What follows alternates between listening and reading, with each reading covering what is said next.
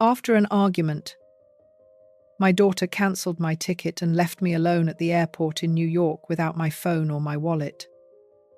A millionaire from a traditional family approached me and whispered, "Pretend to be my wife. My driver is arriving." Then he said, "Your daughter will regret leaving you. I am happy to have you here. Keep following my story until the end and comment what city you're watching me from so I can see how far my story has reached. My name is Elara and I'm 64 years old. I never thought my own daughter would leave me stranded at an airport on the other side of the country. But that is exactly what happened 3 days ago in New York. It all started with what I thought would be a dream family vacation. Julia, my 8-year-old daughter, had invited me to accompany her on a business trip to the West Coast. "Mum, it's about time you see the world," she told me with that smile that always melted my heart.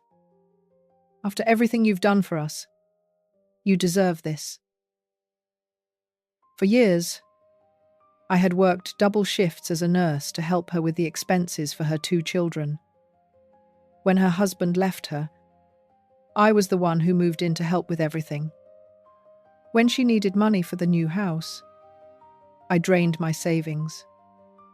When the kids needed expensive school uniforms, I paid for them. I always said yes because that is what mothers do. The trip had been wonderful for the first 4 days. We stayed at a luxurious hotel in downtown Los Angeles, visited the Griffith Observatory, and walked through the farmers market. Julia seemed relaxed, even affectionate. For the first time in years, I felt like I had my daughter back. But everything changed on the 5th morning. We were having breakfast at the hotel restaurant when Julia received a call. Her expression hardened as she listened. When she hung up, she looked at me with a coldness I had not seen since her rebellious teenage years. "Mom, we need to talk," she said, her voice completely different from the days before. "What is it?" "Sweetie, is everything okay?" "No, it is not okay." She leaned forward, her eyes gleaming with a hardness that scared me. "I just spoke to the kids' school principal.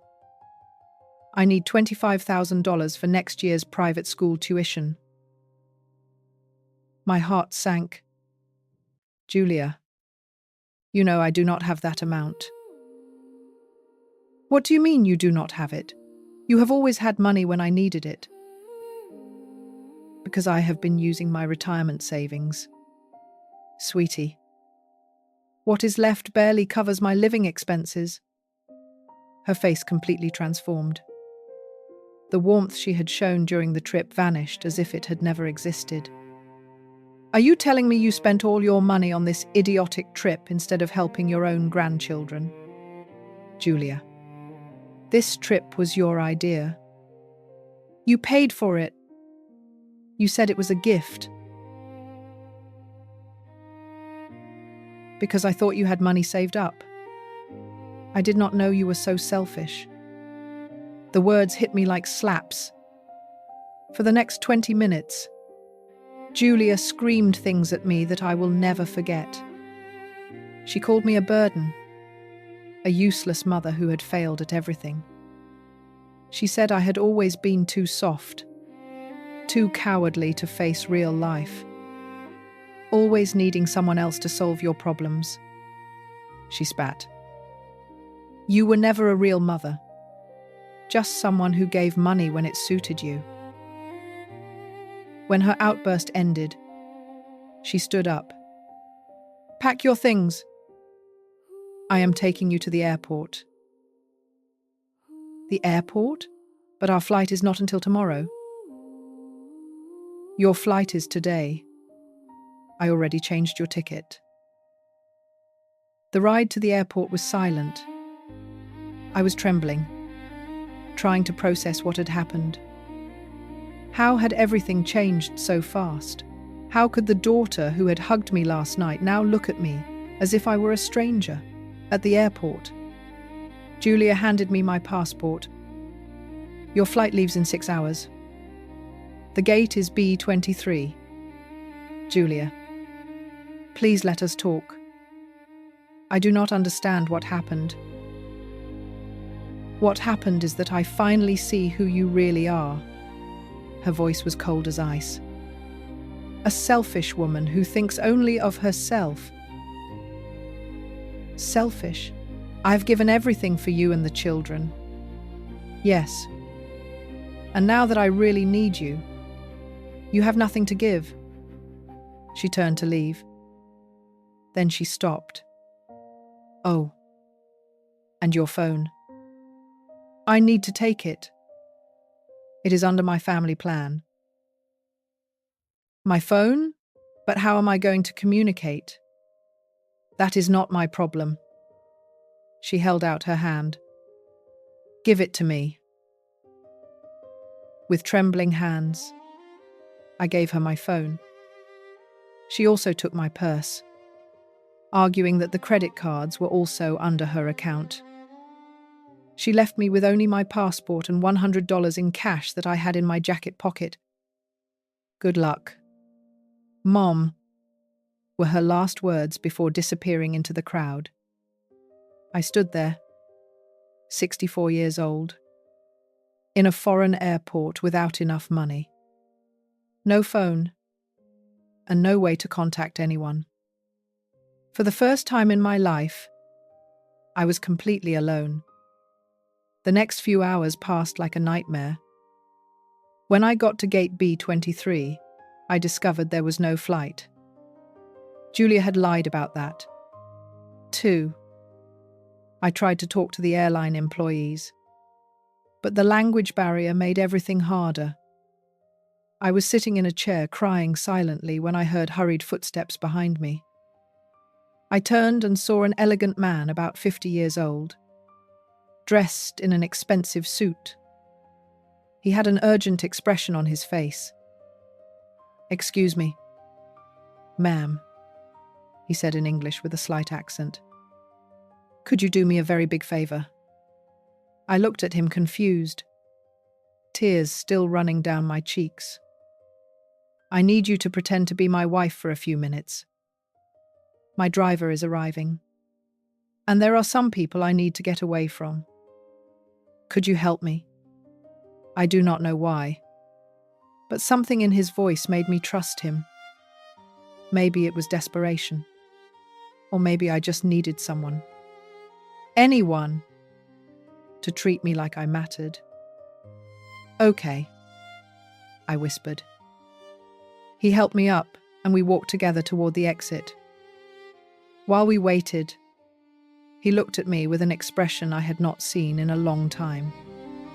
Respect. Your daughter is going to regret leaving you here, he told me quietly. I did not know what he meant, but his words stayed with me. For the first time in hours, I felt a spark of something I did not know I had lost, my own dignity. The car that picked us up was more luxurious than anything I had ever been in. The driver, an older man with a kind smile, greeted us and then spoke in clear English for my comfort. My name is Victor Sterling, he told me as the car drove away from the airport. And you must be wondering what you have gotten yourself into. I nodded, still feeling as if I were in a strange dream. I am Elara Hayes. And yes, I am very confused. Victor smiled sadly. I saw what happened at the airport. Your daughter left you there. How do you know that was my daughter? Because I recognize that look. The same one my son gave me the last time I saw him 5 years ago. His voice broke slightly. There is a particular kind of cruelty that only children can show toward their parents. During the drive to his house, Victor told me his story. He was a widower. He had 3 grown children who had cut all contact with him after a dispute over his wife's will. They wanted him to sell everything and divide the money immediately. He wanted to keep the family businesses together. They accused me of being greedy, of putting money before family. They did not understand that everything I built was for them, for their children. Now I do not know my own grandchildren. When we arrived at his property, I could not hide my astonishment. It was a modern yet elegant mansion with perfectly manicured lawns and an impressive view of the city. Victor noticed my expression. "It is too big for just one man," he admitted. "But I cannot leave the place where I was happy with my wife."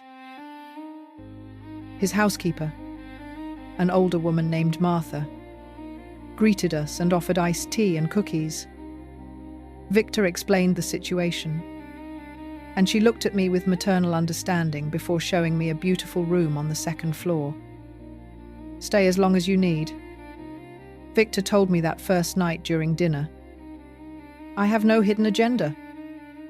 I just understand what it is like to be abandoned by those we love the most." The next few days were surreal. Victor was a perfect host, respectful, attentive, but not intrusive. He lent me a phone so I could try to contact Julia, but she had blocked my number. When I called the house using Victor's phone, my oldest grandson, Leo, who is 16 years old, answered. "Grandma, where are you? Mum said you went on a trip alone." "Leo, sweetie, I am in Los Angeles. Your mom left me here." There was a silence. "That cannot be true.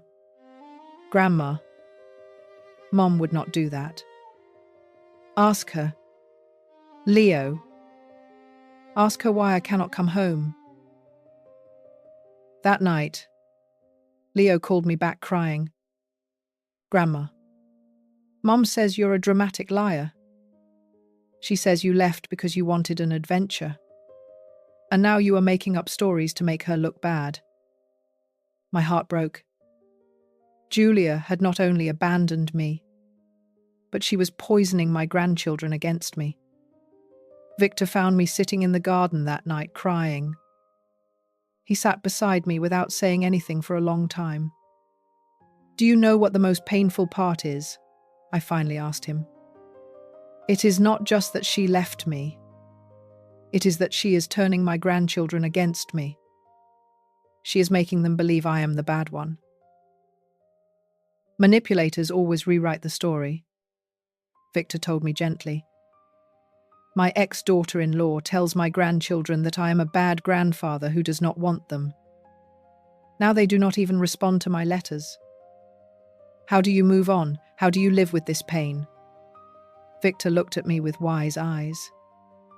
I decided that if I was going to be alone, I would at least be surrounded by people who valued me for who I am, not for what I can give them. During the following week, Victor introduced me to his social circle.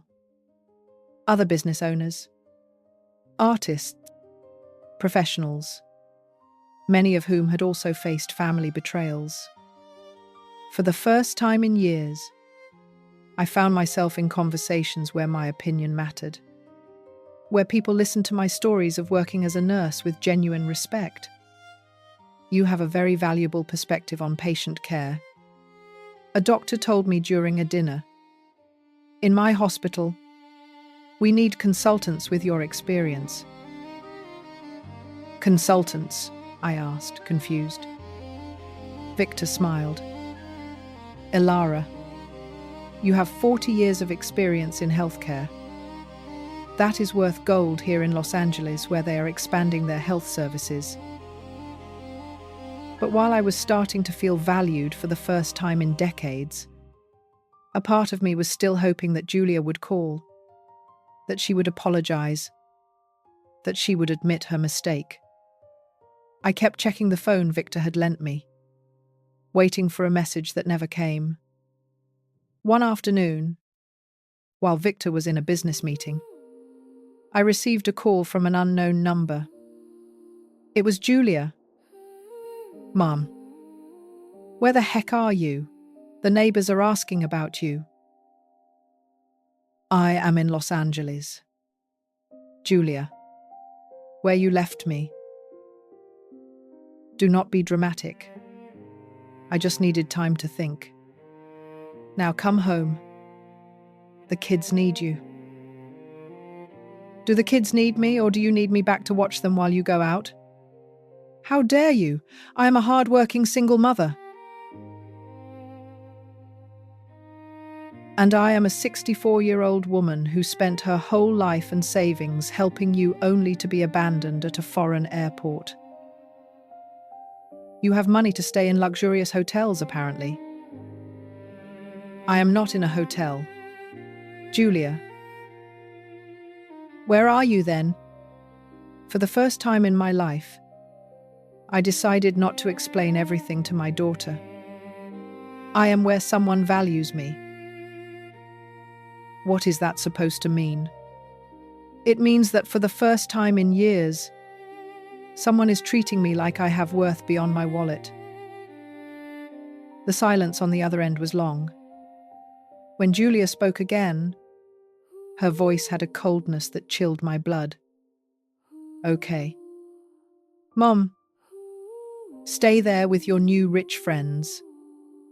But when you realize they do not really want you, do not come crying back." She hung up before I could answer. I stood there trembling, holding the phone when Victor returned from his meeting. "Elara, what happened?" "My daughter called," I whispered. "And I think I just lost my family forever." Victor sat next to me, his presence reassuring. Sometimes losing toxic people is the only way to find ourselves. His words resonated in my mind that night.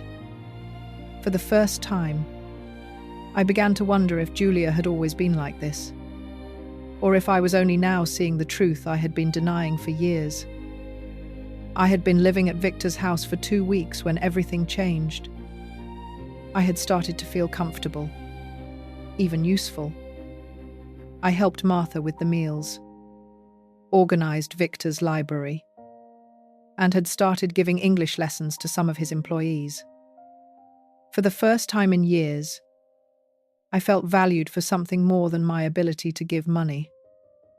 That morning, Victor seemed nervous during breakfast. He kept looking at me as if he wanted to say something, but held back. Finally, after Martha collected the dishes, he cleared his throat. "Elara, I need to tell you something, but I do not know how you will react." My stomach tightened. "What is it?" "Victor, is it about your daughter?" "Julia?" My heart skipped a beat. "What about Julia? Did something happen to her?" "No. It is not that." Victor stood up and walked to the window, avoiding my gaze. "Elara, does your daughter work for a company called Global Tech Solutions?" "Yes. She is the human resources manager there." "How do you know?" Victor turned to me, his expression serious. "Because one of my companies has a consulting contract with them. I have been in several meetings there in the last 6 months." "Have you seen her? Have you talked to her?" "Yes, Elara. And what I have seen..." He stopped, running a hand through his hair. "I do not know how to tell you this." "Just tell me." "Victor, please." He sat across from me and took my hands in his. "Your daughter has a terrible reputation in that office. The older employees are afraid of her." "Afraid? Why?" because she treats them like dirt. I have witnessed her yelling at them, humiliating them in public meetings, threatening them with termination if they do not do exactly what she wants. Victor paused, seeing my expression of shock. But the worst is what she says about older people in general. What does she say? That they are a burden to companies, that they are there out of pity, that they should retire and make way for younger, more capable people. I felt as if I had been punched in the stomach. That cannot be. Julia is not like that. Elara. Last week I witnessed her making a 60-year-old secretary cry in front of the entire office. She told her she was too old and slow for modern work. Tears began to fall down my cheeks. But never with me. With you, it is different because she needed you. She needed your money, your free childcare, your unconditional support. Victor squeezed my hands gently. But now that you cannot give her what she wants, she is showing her true colors. How can you be so sure it is the same person? Victor took out his phone and showed me a photo. It was Julia in an office meeting, but her expression was unlike anything I had ever seen. She had a cruel, contemptuous smile as she talked to someone out of frame. I took this photo last week when she was yelling at an older employee for a minor mistake. My world reeled. The woman in that photo was my daughter, but she was also a stranger. How could I have been so blind? There is more. Victor continued gently. Yesterday, after our phone call, I did some discreet checking around. I talked to some colleagues who know her family situation. What did you find out? That she has been telling people for years that you are a burden, that you live off her because you cannot fend for yourself, that she has to support you because you never learned to be independent. Every word was like a knife stab. But I helped her for years. I paid her bills. I watched her children. I emptied my savings for her. I know, but she rewrote everything. In her version of the story, you are the parasite. I stood up abruptly, feeling nauseous. I need air. I walked out to the garden, Victor following at a respectful distance. I sat on the bench under the oak tree where we had spent so many afternoons talking. But now everything felt different. Everything I believed about my relationship with Julia was a lie. How long have you known? I asked when Victor sat beside me. Since the second week you arrived here, when you told me your last name and where Julia worked. The connection was immediate. Why did you not tell me sooner? Because I wanted to be sure and because I saw how much you love her despite everything. Victor sighed. Also because I wanted you to feel strong before you knew the truth. Strong? I laughed bitterly. I feel destroyed. No. Elara, look at you. 3 weeks ago, you were abandoned at an airport, feeling useless and rejected. Now, you are surrounded by people who value you, contributing your knowledge, finding your own voice. That is not weakness. He was right, but it hurt too much to admit it at that moment. There is something else you need to know, Victor continued gently. Yesterday, I called Global Tech to confirm some meeting dates. The secretary casually mentioned that Julia had been bragging about her free vacation to Los Angeles. Free vacation. She told everyone that she had sent you on an all-expenses-paid trip to get rid of you for a few weeks. that she had finally found a way to temporarily dispose of her maternal problem. Those words completely broke my heart. It had not been a gesture of love. It had been a strategy to push me away. I also found out that she is already looking for nursing homes in the area. She has called 3 different places in the last 2 weeks. "Nursing homes?" I whispered, horrified. "Her plan, apparently, is to have you declared mentally incompetent when you return, so she can take control of whatever money you have left." The world collapsed around me. My own daughter had not just abandoned me, but she had been planning to lock me up to steal the little I had left. "How can she be so cruel?" I cried. "I gave her everything. Everything. And she took advantage of it," Victor said firmly. "But Elara, listen to me closely.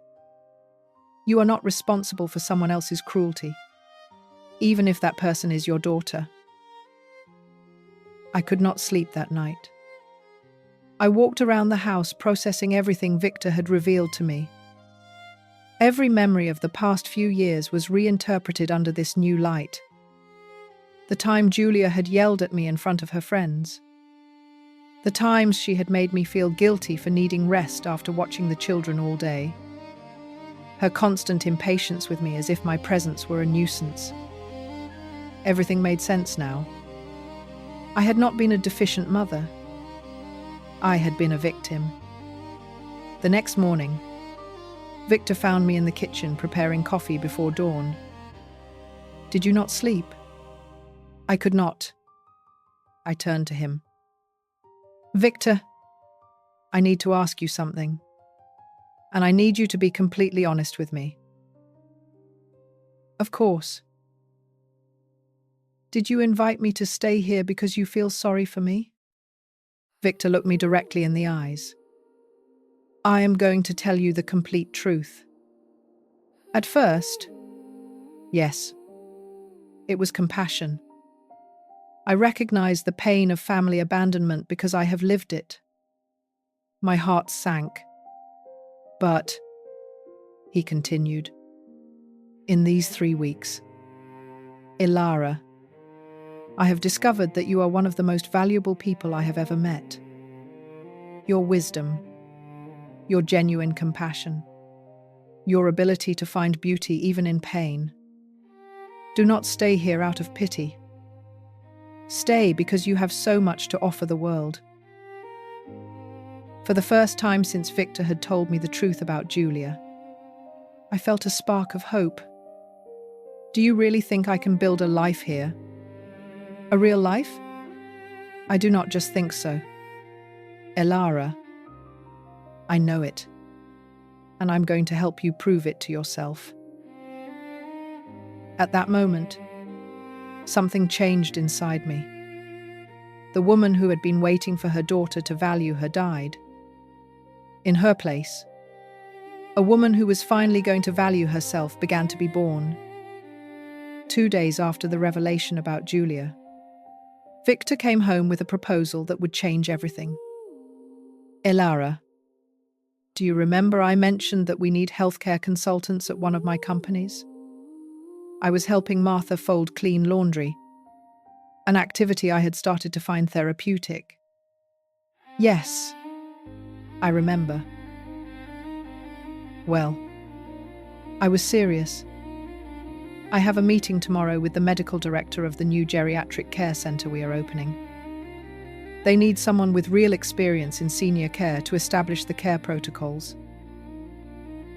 I stopped folding and looked at him. "Victor, I appreciate everything you have done, but you do not need to invent jobs for me." "I am not inventing anything." He took a folder from his briefcase. "Look at these documents. The project is real. The position is real. And frankly, after reviewing your experience, I think you would be perfect." I reviewed the papers. It was a luxury care facility designed specifically to provide high-quality care to seniors. The blueprints showed impressive facilities. But what caught my attention the most were the care protocols they had outlined. They were technically correct, but they lacked the human touch that 40 years of experience had taught me.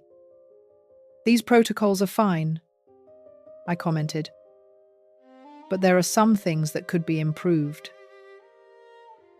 Like what?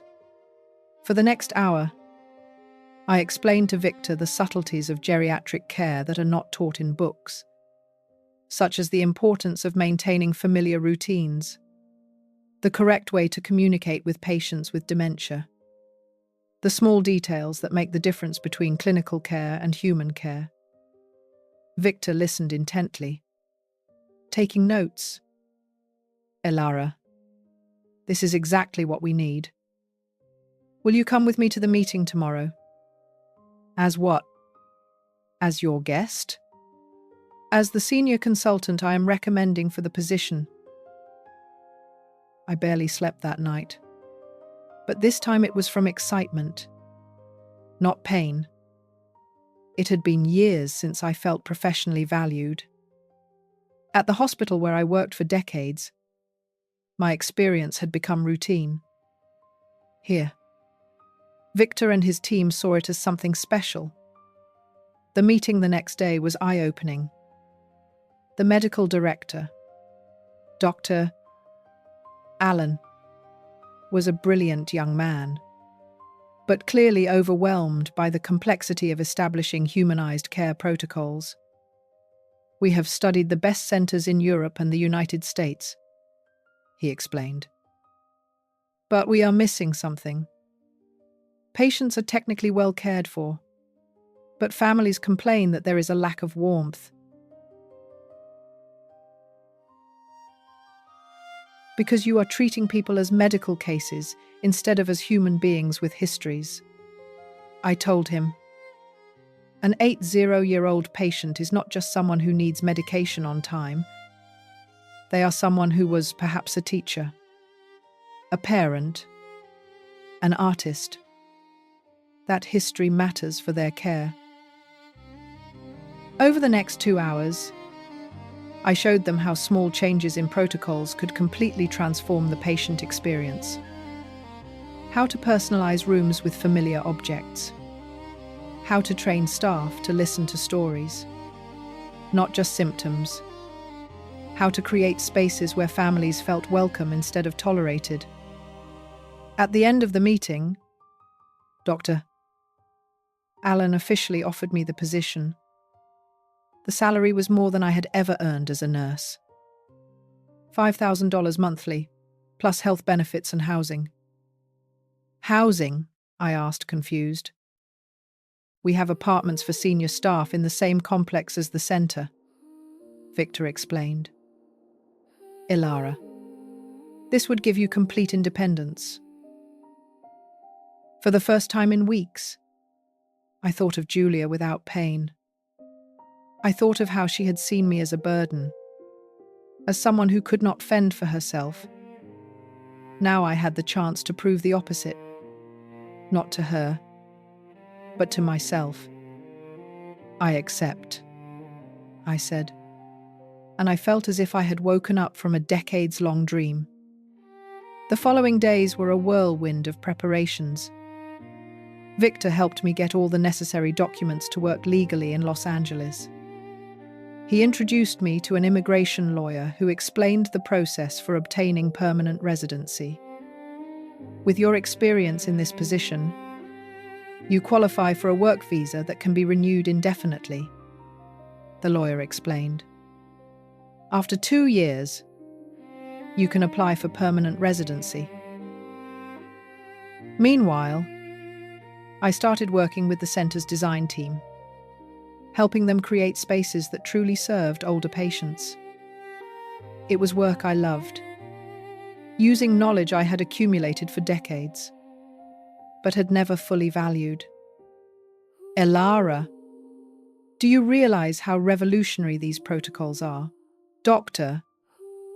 Allen told me one afternoon.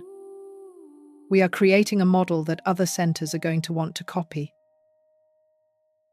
A week after accepting the position, I received a call I had been waiting for. It was Julia. "Mom, when are you going to stop this ridiculousness and come home? The kids need you." "Hello, Julia," I said calmly. "How are Leo and Ella?" "They are fine, but they miss their grandmother, especially Leo." My heart contracted. "I miss my grandchildren terribly. Can I talk to him?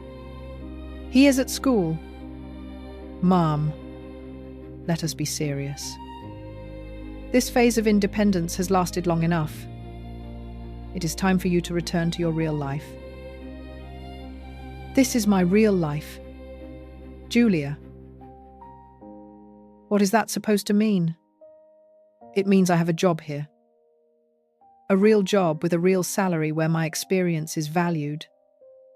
There was a long silence. "A job? Mom, you are 64 years old. What kind of job could you possibly have there?" "I am a senior consultant at a medical center. I am helping establish geriatric care protocols." "That is ridiculous. Who is going to give you a job at your age? They are probably trying to scam you." "My boss is Victor Sterling. You can look him up if you want." Another silence. Then I heard typing on a computer. I knew Julia was looking up Victor on the internet. "Mom." Her voice had completely changed. "Are you living with a millionaire?" "I am living in the house of a friend who helped me when you abandoned me." "I did not abandon you. I just needed space to think." "Julia, you left me at a foreign airport without money or a phone. That is called abandonment." "Okay, maybe I exaggerated. But now you can come back. All is forgiven." "Forgiven?" I laughed without humor. "You forgive me. Mom, do not make this harder than it has to be. I know you are upset, but you proved your point. Now come home." "My home is here now, Julia." "Your home? Mum, what is going to happen when that man gets tired of you? When he realizes you are just a penniless old woman?" Her words hurt me, but this time in a different way. They did not hurt because they were true, but because they revealed exactly what Julia thought of me. "Julia, I'm going to ask you something, and I want you to be honest. Have you ever seen me as anything more than a free babysitter and a source of money?" "How can you ask me that? You are my mother." "That does not answer my question." A long silence. When Julia spoke again, her voice had that familiar coldness. "You know what, Mum? If you want to play independent with your new rich boyfriend, go ahead. But when everything falls apart, do not come asking for help." "I will not need help. Julia, for the first time in my life, I am building something for myself." I hung up the phone, feeling a strange mix of sadness and liberation. Victor, who had been reading in the living room but clearly listening to the conversation, approached. "How do you feel?" "Like I just cut the last chain that tied me to a life that was never really mine." "And is that good or bad?" I thought for a moment. "It is terrifying, but it is also liberating." Victor smiled. "Welcome to your new life, Elara."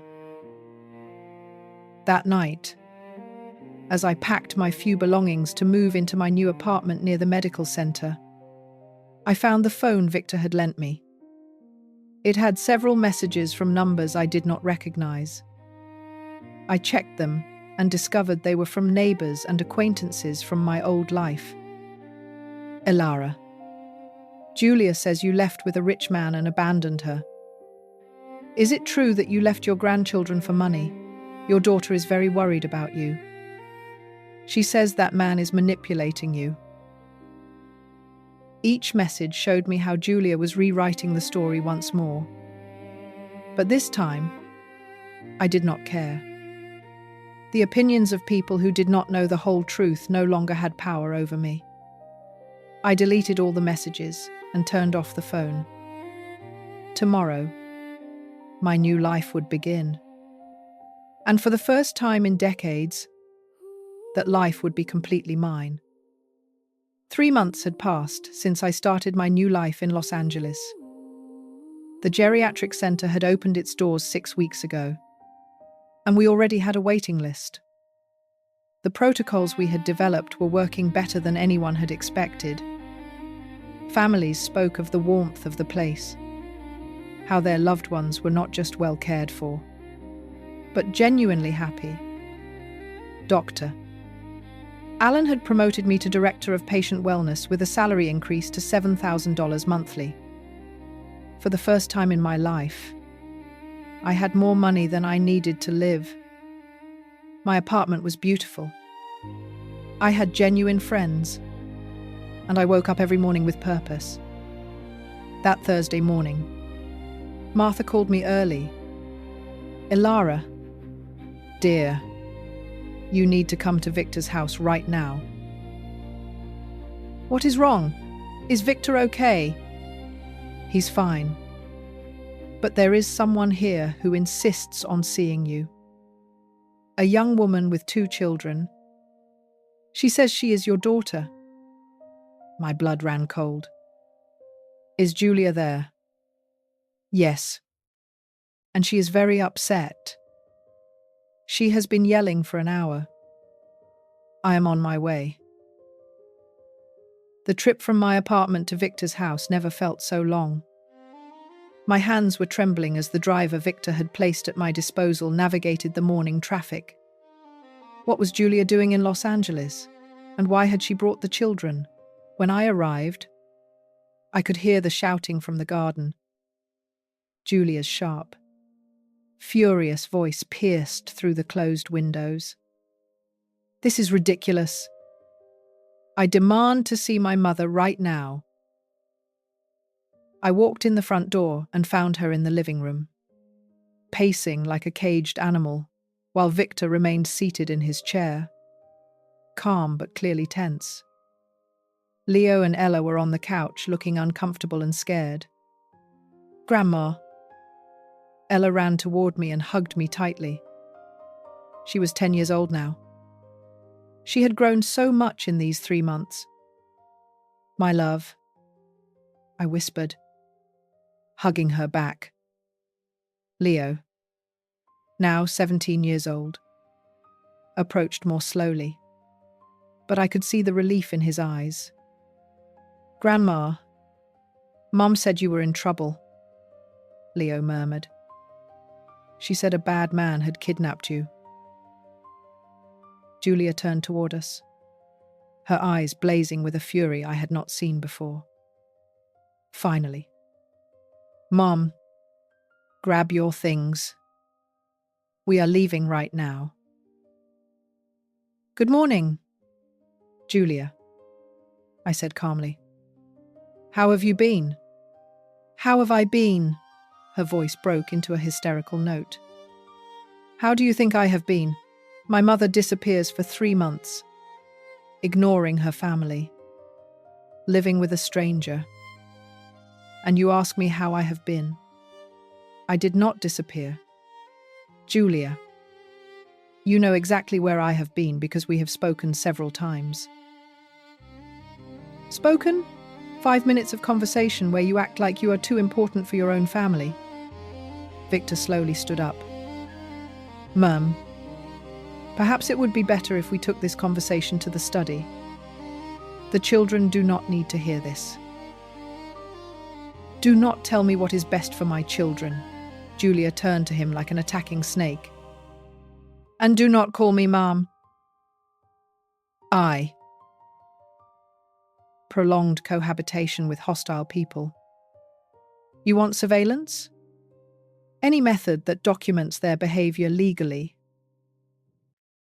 Cameras in the common areas of your own home. Legal. Living room. Kitchen. Hallways. Audio and video. Cloud backup. Access from your phone. She gave me a quote. $5,000 upfront retainer, plus hourly fees. I signed the contract without hesitation. The money was worthless compared to the truth. I'll need access on Tuesday, she said. Could you get them out for a couple of hours? I'll arrange it. On Tuesday morning, during breakfast, I casually mentioned, I need some things from that specialty market in Coral Gables. Would you mind picking them up? Maybe we can grab lunch together. I gave them a detailed list. Things from a store 30 minutes away. They left at 10. I texted Veronica. She arrived 15 minutes later with equipment cases. Cameras were placed on a living room bookshelf, in a kitchen clock above the table, and in a hallway smoke detector. Small, invisible, recording everything. 90 minutes later, installation complete. Everything completely normal, she stated. Don't let them know you're watching. The best evidence comes when they feel safe. That night, I sat in my study with headphones on, watching the day's recordings. Their return from the errand. The conversation in the kitchen as they unpacked groceries. He's too quiet, Elena said, her voice tight with worry. It's suspicious. We need another approach. Julian leaned against the counter, arms crossed. The direct hit didn't work. Time for the indirect hit. I saved the file, dated it, and labeled it Evidence Log Entry 1. The following days allowed me to build my case. February 28th. Julian discussed contingency plans. March 1st. Elena worried that I was acting strangely. March 2nd. They looked up lawyers to challenge my mental competency. March 3rd. Julian's search history showed declarations of parental incapacity. Every conversation was documented, saved, and organized into folders by topic. I watched them conspire against me with the methodical patience of someone building a legal case brick by brick. Veronica sent weekly reports, their social media activity, online purchases, public record searches, the digital trail of people preparing for war. On March 4th, I decided to give them exactly what they wanted. At breakfast, I rubbed my temples. I've been feeling so tired lately. Their heads snapped up like bloodhounds on a scent. That night at dinner, I feigned forgetting where I had left my reading glasses. I've been very forgetful. Elena leaned forward, feigning concern. Maybe you should see a doctor. Dad. It's normal at your age, Julian added casually, but it's definitely worth checking out. I nodded, playing the confused old man. Later, reviewing the recording, I saw them celebrate my confession as if it were a gift. On the night of March 18th, after 3 weeks of evidence, dozens of conversations, and hundreds of hours of recording, I opened my phone and found Harrison Cole's number. Tomorrow, we would build a strategy. It was time to move from documentation to action. The articles appeared on March 5th. I found them scattered on the kitchen counter that morning. Printed pages about cognitive decline, the early symptoms of dementia, and the importance of medical evaluation for seniors. Elena was by the coffee maker watching my reaction. I found this online. I thought it might be helpful to understand what's been happening with you. I picked up the first article and skimmed it with appropriate confusion. I suppose reading wouldn't hurt. Knowledge is power, Julian added from the doorway. His smile didn't reach his eyes. I took the articles to my study, photographed each page, and filed them as evidence. Psychological manipulation documented.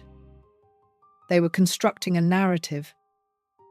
The confused old man who needed intervention, who couldn't be trusted to handle his own affairs. Over the next 3 days, more articles appeared. Residences for people with dementia. The importance of power of attorney. Financial management for those experiencing cognitive difficulties. Each one was carefully placed where I would find it. Each one was photographed and filed. On March 8th, the surveillance cameras caught them in the living room, believing they were alone. "We need an expert opinion," Julian said. "Someone who can evaluate him professionally." "A psychologist?"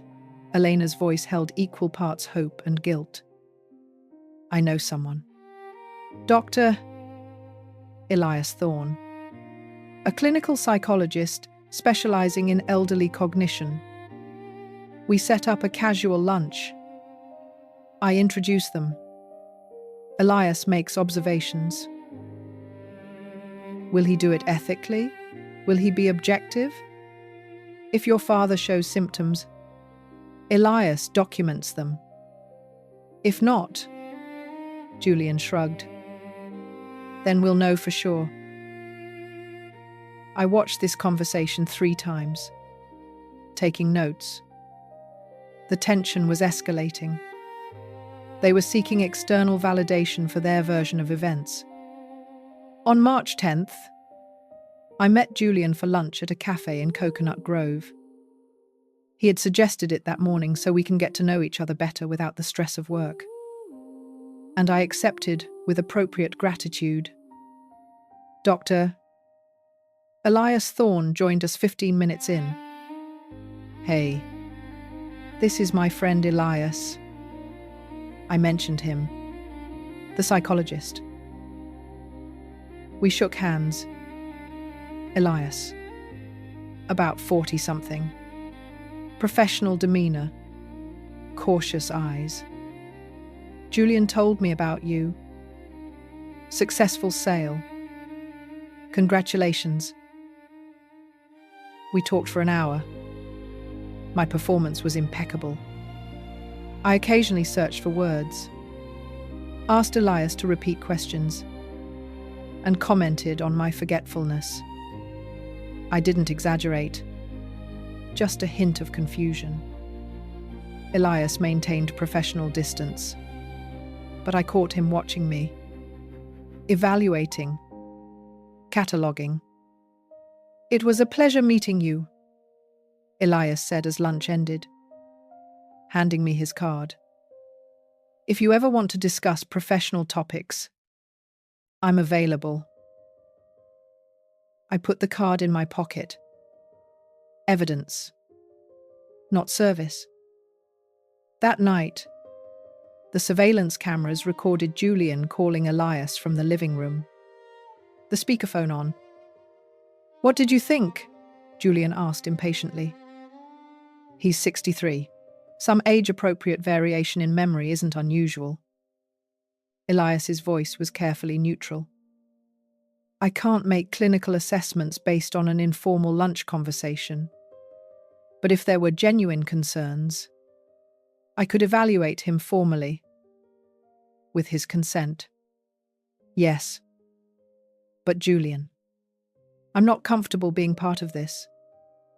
If you have legitimate concerns about his well-being, there are proper channels. Sure. I'm just exploring options.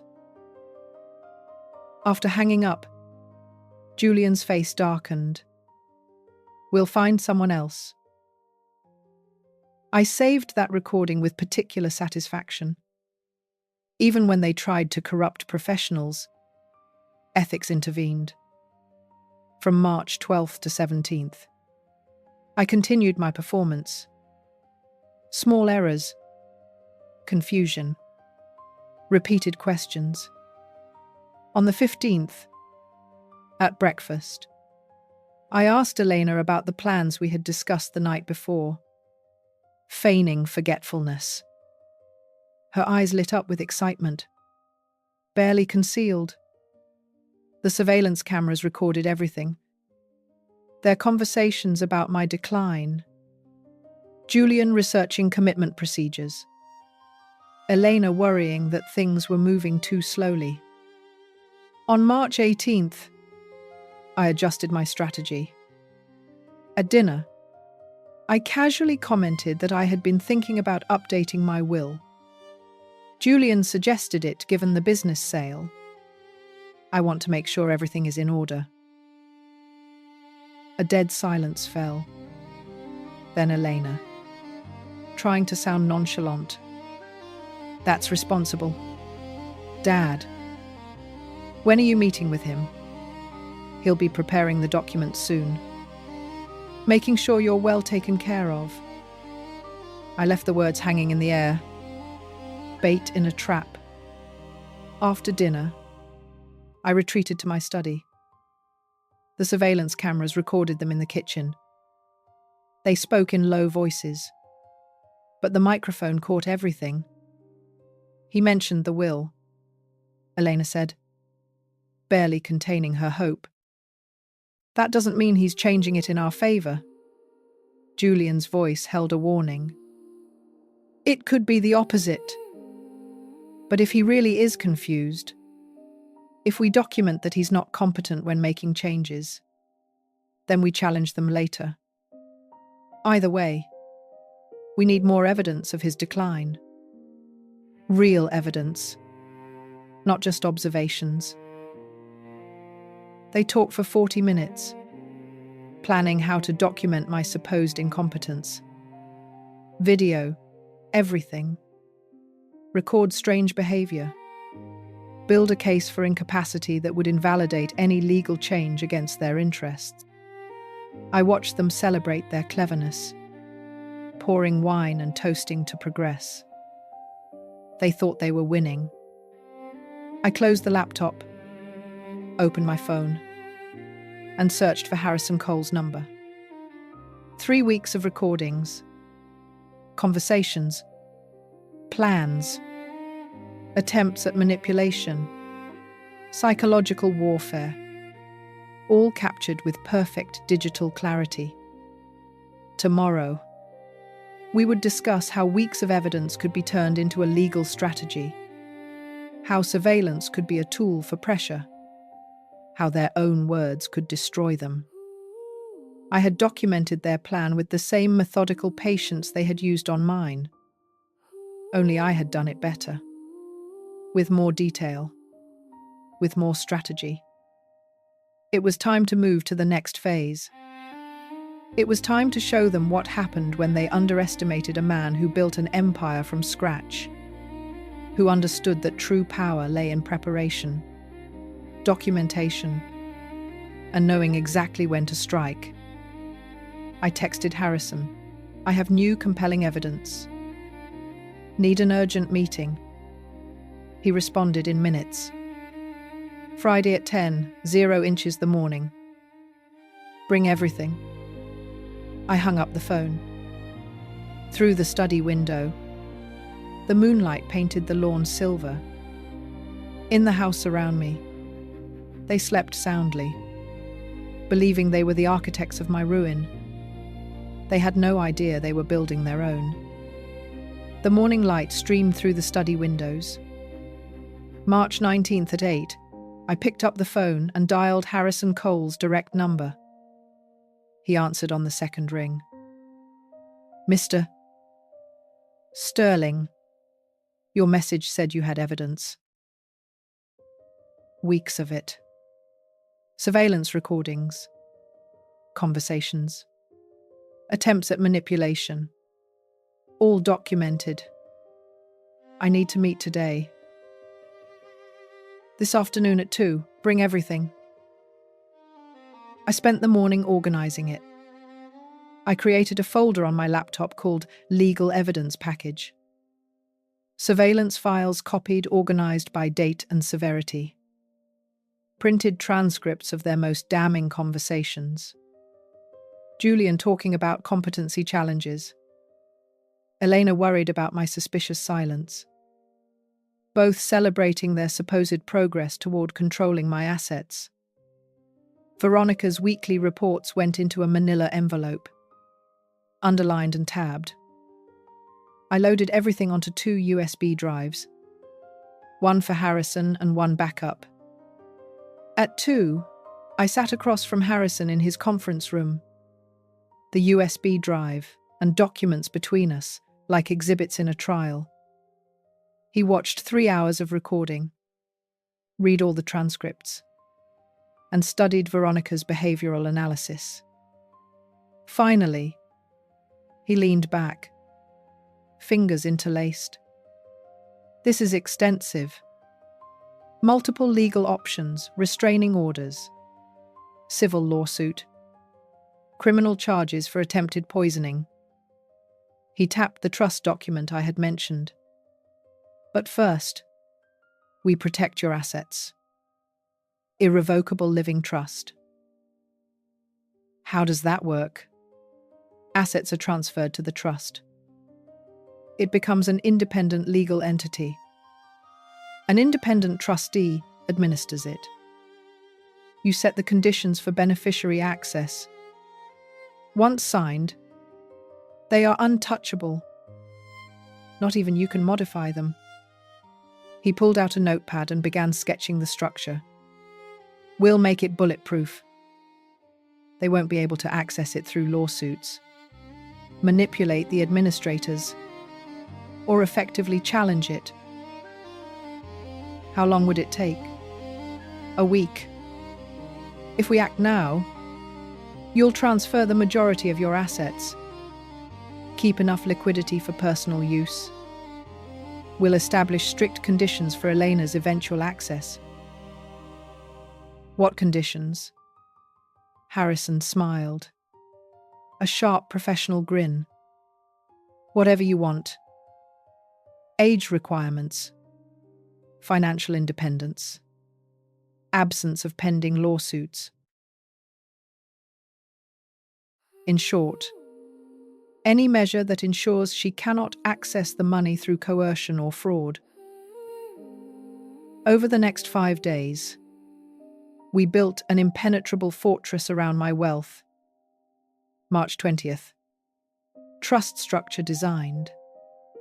$25 million transferred to the trust. $5 million kept liquid for my use. Elena could access it at age 45, 9 years from now, if she demonstrated 5 years of financial independence and had no civil or criminal cases against her for financial reasons. On March 23rd, a meeting with Florida Fiduciary Services, 2 fiduciary officers, professional and impartial, explained their role. They would follow this document to the letter. No family pressure. No manipulation. No exceptions. March 24th. Final signing. Harrison's conference room again. But this time with a notary and fiduciary officers present. The documents lay across the table like a treaty ending a war. I signed each page. Initialed and dated. The notary officially sealed each signature. Your assets are protected, Harrison said as I put the copies in a leather folder. She cannot manipulate, coerce, or sue you for them. The trust is irrevocable. Case closed. I drove home with a feeling I hadn't felt since February.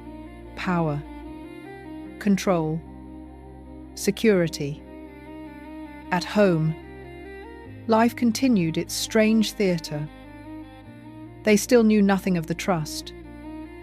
The surveillance cameras recorded their casual conversations about the inheritance, their certainty that eventually my money would be theirs. March 28th. Breakfast. Buttered toast. Elena mentioned when we inherit, as if it were inevitable. That night, Julian's laptop search history, how to challenge a will in Florida. I decided to tell them on April 1st, an auspicious date for plans to unravel. On March 31st, I texted both of them. Family meeting tomorrow. 10:00 the morning. In the living room. Important. Harrison had advised doing it in public or with witnesses. They could become aggressive. My house, I replied. My rules. The cameras would record everything. April 1st arrived. A clear, bright day. I set up my laptop connected to the television with the surveillance footage ready. At 10, they entered the living room. A palpable, nervous energy in the air. I stood. They sat. The sofa was lower than I was, establishing a hierarchy. I have made decisions about my estate. I filed the trust document. I have created an irrevocable living trust. Their attention sharpened. I explained systematically. $25 million transferred. Independent trustee. Conditions of access. Minimum age 45. Financial independence. No pending lawsuits. I watched their faces register comprehension. What? Elena's voice cracked. Are you cutting me out? I am protecting my assets from manipulation. Julian leaped up from the sofa. All this over the restaurant. A mistake. And you? A mistake. I picked up the remote and hit play. Their voices filled the room. Surveillance footage. Them talking about my competency issues. Planning to document my decline. Celebrating their progress toward the inheritance. You spied on us, Elena cried now. Your own daughter. I protected myself from those who tried to drug me into signing legal documents. We're going to sue.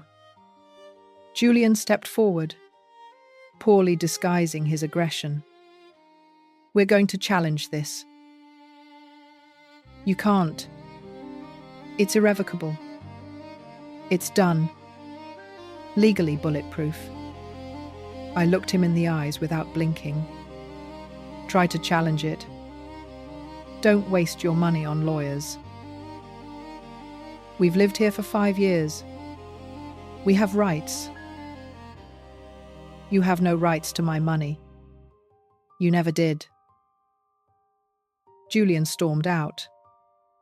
Elena followed, sobbing.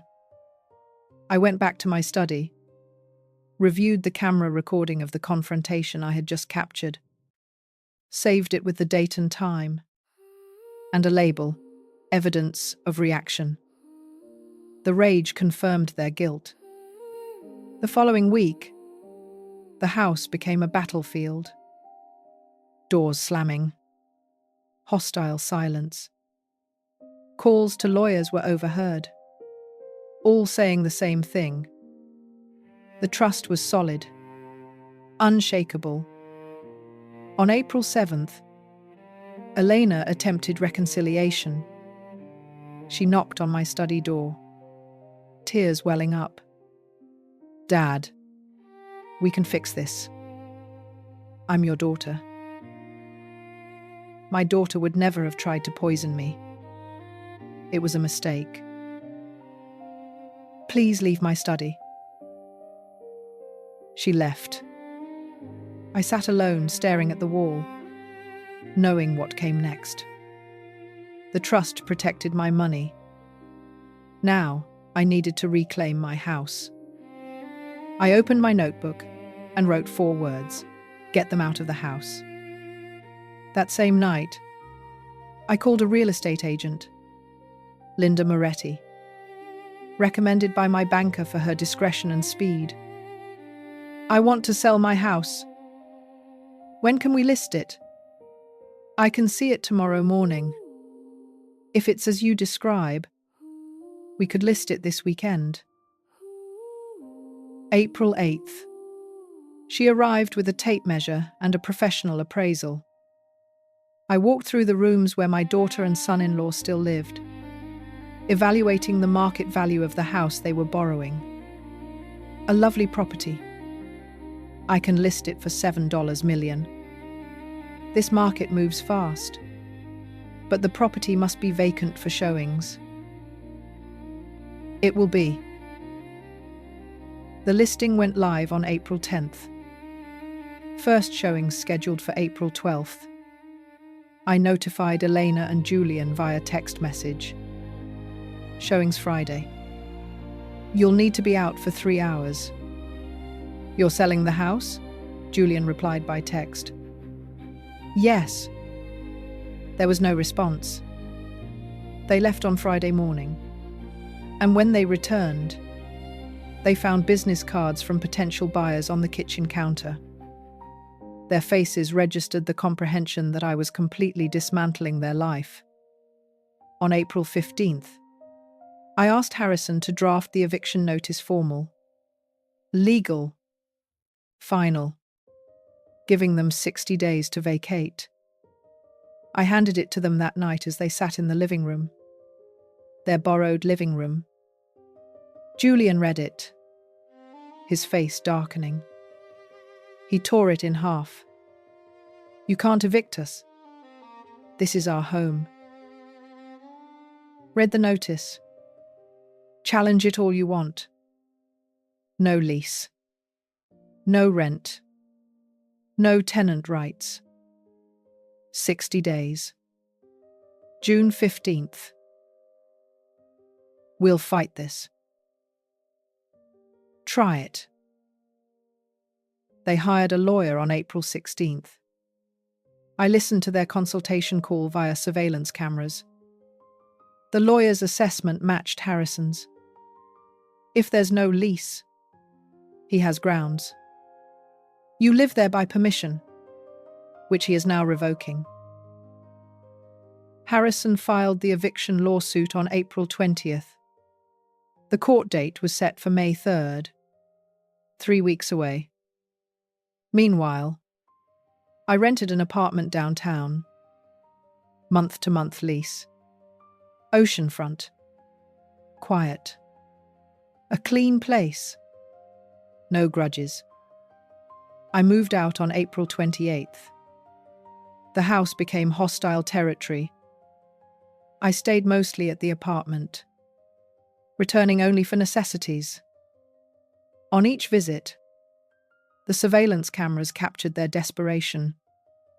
Elena crying, Julian raging, both calling lawyers who had no solutions.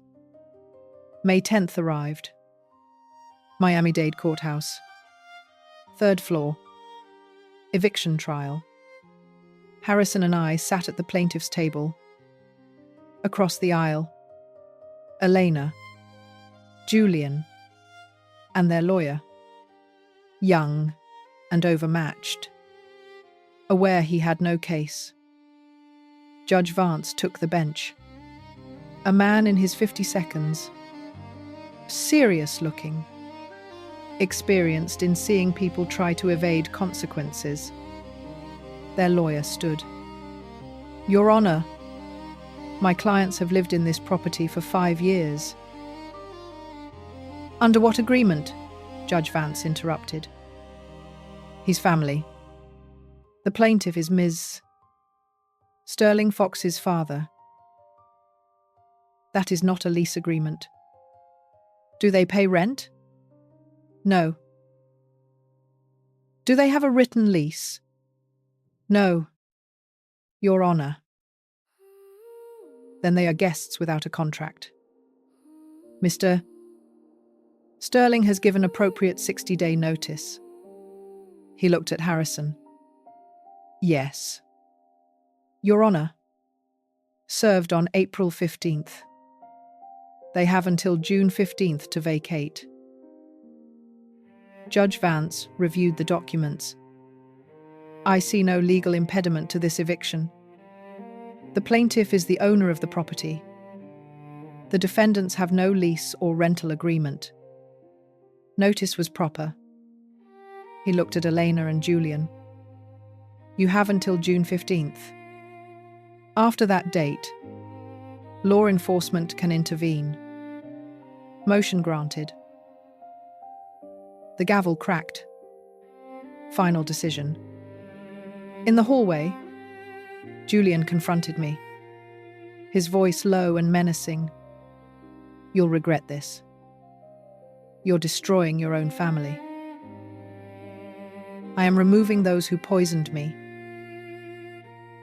We'll make you pay. With what money? I walked away, leaving him sputtering in the hallway. The next 5 weeks were a tense standoff. I stayed at the apartment. They remained in the house, packing slowly, desperately searching for rental properties they couldn't afford without my help. The surveillance cameras recorded endless arguments. Elena breaking down. Julian's fury at their complete defeat.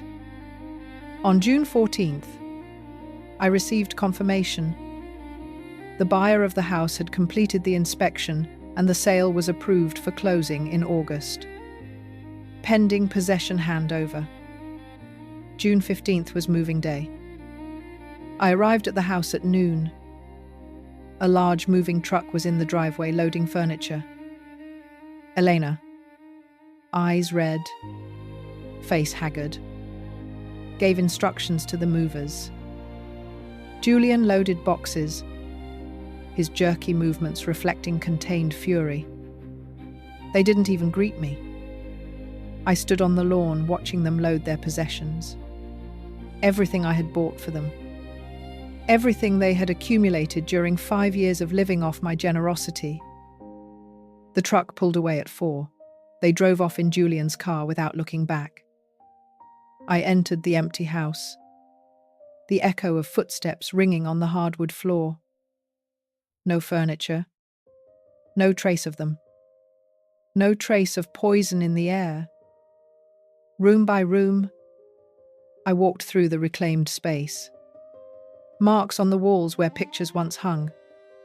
Indentations in the carpet where furniture had been. The house felt like an empty shell, contaminated by what had happened inside, but finally blissfully empty. My phone vibrated. Harrison. Eviction completed. Ready to talk civil lawsuit. I stood in the center of the living room. My living room. Looking around at the emptiness. Selling the house would erase their presence completely. But first, one more legal action. One final blow. I texted back. Yes. Let's schedule a meeting for Monday. It's time for this to be definitive. I wrote my reply to Harrison. Yes. Let's schedule the meeting for Monday. It was time for this to be permanently on the record. The empty living room surrounded me. No furniture. Just the hardwood floor and the echo. I sat down, my back against the wall, laptop resting on my knees, and opened the evidence folders one last time. Months of documentation, surveillance recordings ordered by date, hospital medical records, Matteo's statement. Veronica's reports. Every conversation. Every attempt at manipulation. Every proof that what happened to me was not paranoia, but premeditated exploitation. I created a final chronological document, printed everything, and organized it into a tabbed, expanding folder. Each item told part of the story. Taken together, they were undeniable. On Monday morning, June 16th, I met Harrison in his office. He spread the evidence across the conference table as if it were an indictment. Civil lawsuit under Florida Statute 825.103, Harrison said, taking notes. Elder exploitation. Financial manipulation. Attempted battery by drugging. Coercion. Aggravated emotional distress. Fraud. Conspiracy. Seeking $500,000 in damages plus costs. This isn't about money, I said. I know. It's about public record documenting what they did. He looked up from his notes. You want consequences? Exactly. We filed the complaint on June 17th. Elena and Julian received the court notification in their new apartment. A small two-bedroom unit in a neighborhood far removed from the luxury of Coral Gables. The process server reported they had barely unpacked. Their lawyer contacted Harrison a few days later, his voice tight on the speakerphone. My clients can't afford this. They're already ruined. They should have considered that before attempting to drug and defraud their benefactor, Harrison replied coldly. Discovery began. Harrison requested their financial records. Bank statements revealed the truth. No savings. Living paycheck to paycheck on credit cards. Drowning in debt created by their life expectations. On June 28th, the settlement offer arrived. I met Harrison in his office to review it. $50,000 payment plan. Private admission of guilt. No trial. It's reasonable, Harrison said cautiously. They clearly can't pay the full judgment, but the settlement would be confidential. No public record. I slid the papers back across his desk. No. I want this to be public. I want it on the court records forever. Trial is risky. The judge could award less compensation. I don't care about the money. I care about the record. I looked him in the eyes. They tried to destroy me. I want official record that they were wrong and I was right. Harrison nodded slowly. Then we go to trial. July became the month of preparation. Matteo confirmed he would testify. The hospital doctor provided an expert affidavit. Veronica prepared the surveillance evidence for court presentation. I gave a deposition. Hours of questions answered under oath, laying the factual foundation. July 25th. Preliminary hearing. The judge set the trial date for July 28th. That Monday morning dawned clear and hot. I dressed in my best suit and arrived early at the Miami-Dade County Courthouse. Judge Hastings presided. She was in her 50 seconds. Known for her impartiality and strong rulings, Harrison had recommended a bench trial instead of a jury trial. Judges understand elder law better than average citizens, he explained. Opening statements. Harrison presented the timeline and evidence summary with meticulous precision. Their lawyer, young and out of his depth, argued that a family misunderstanding had been exaggerated. Matteo testified first. He described the restaurant incident with full conviction. I saw Mrs. So. Sterling Fox pour something from a small vial into Mr. Sterling's wine glass while he was away from the table. Clear. Liquid. Deliberate action. Their lawyer attempted cross-examination. Could you have been mistaken? No. I know what I saw. I couldn't keep quiet. The hospital doctor explained the diazepam analysis results. Dosage. Dangers. Veronica presented the surveillance methodology, chain of custody, and authentication of the recordings. Day 2. July 29th. The surveillance video played on the courtroom screen. Their own voices filled the space, discussing competency issues, planning Elias's consultation, and celebrating their supposed progress toward the inheritance. Julian said, "He's 63, not lucid anymore." Elena's voice said, "We deserve this money." I watched Judge Hastings take notes, her expression serious and focused. Elena testified, crying. She admitted to the restaurant incident, but claimed she only wanted him to listen to her about important papers. Julian testified. Defensive and hostile.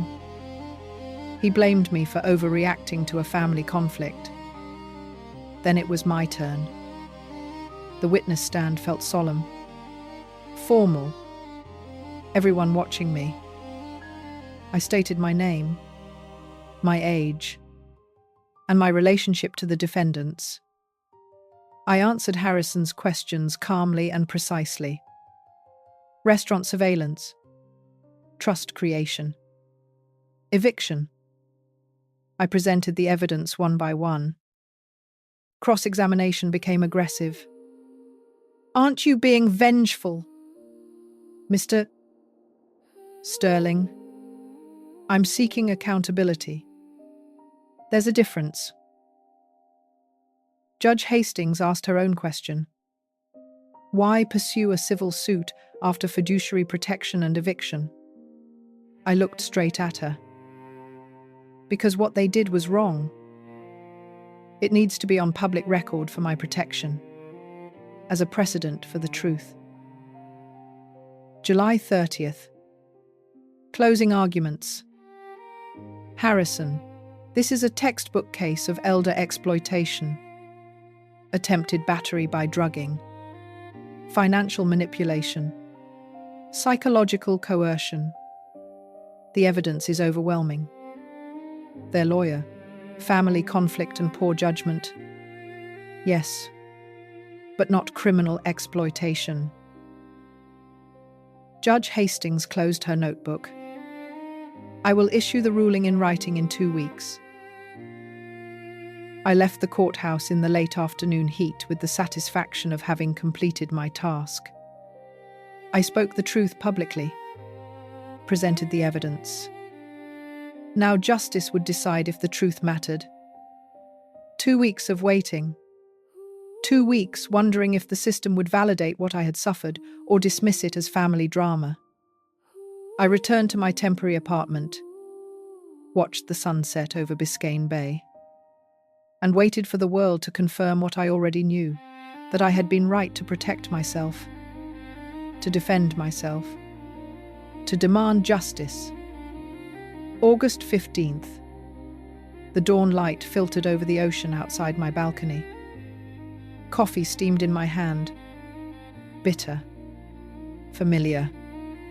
Comforting. 2 weeks after the trial ended, the phone rang at 9. Mr. Sterling. Harrison.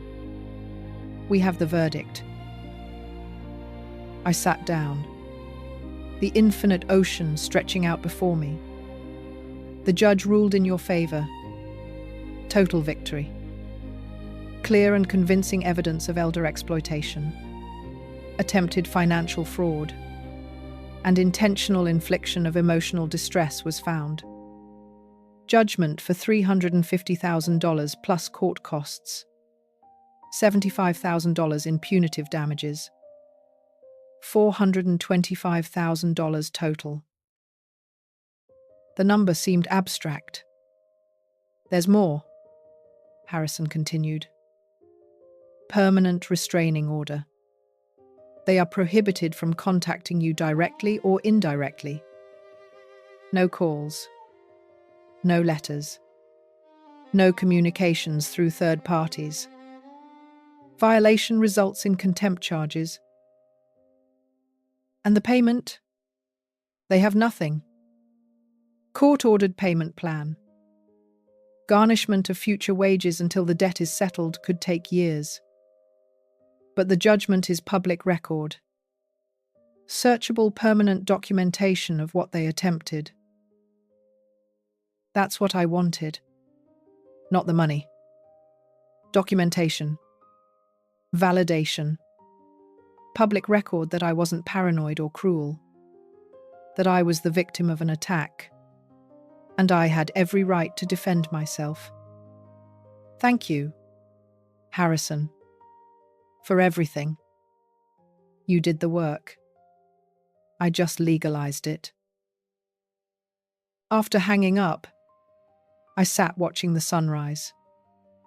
The written opinion arrived by email an hour later. I read every page. Judge Hastings wrote, "The evidence presented demonstrates the premeditated exploitation of an elderly person by those in positions of trust. The incident at the restaurant, the attempt to drug someone to facilitate document signing, constitutes a felony in itself. Subsequent surveillance recordings reveal ongoing manipulation and planning. This court finds the defendant's actions reprehensible and deserving of the maximum civil sanctions." Reprehensible.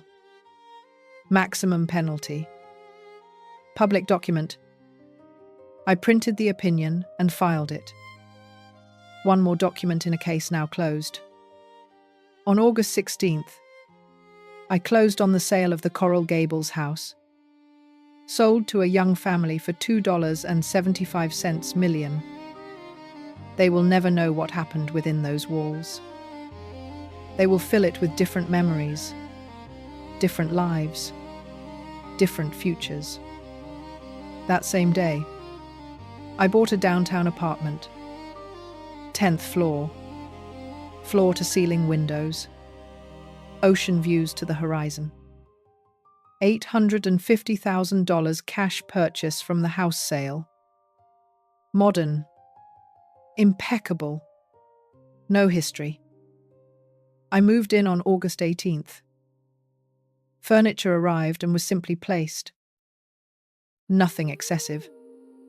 Nothing unnecessary. The space felt like taking a breath after being underwater. August 20th. Last meeting with Veronica in her Pinewood office. The certification still hung on the wall. "Case closed," she said, handing me a USB drive. All the surveillance recordings, reports, and documentation. Go on the record that I thank you for everything. You made it easy. They were predictable. She stood and extended her hand. Take care. Mr. Sterling. We shook hands. The matter concluded. The professional relationship was over. On August 22nd, I sat on my new balcony, phone in hand. I searched for Elena's contact, my finger hovering over the screen.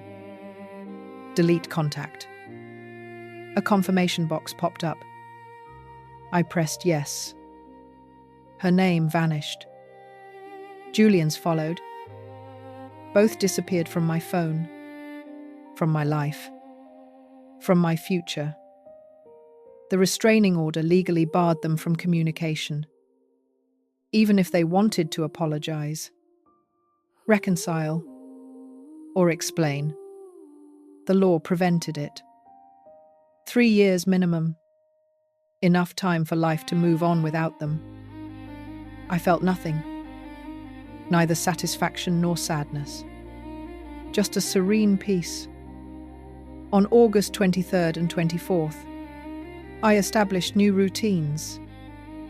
Coffee on the balcony in the morning, walks by the sea in the afternoon, reading at night with the sound of the ocean drifting through the open windows. I called old friends I had neglected during the chaos, made lunch plans, reconnected, and rebuilt my social life outside of surveillance and legal battles. On August 25th, the sunset painted the sky in layers, orange blending into purple, then deep blue. I stood on my balcony, coffee cooling in my hand, watching the day turn into night. 6 months since February.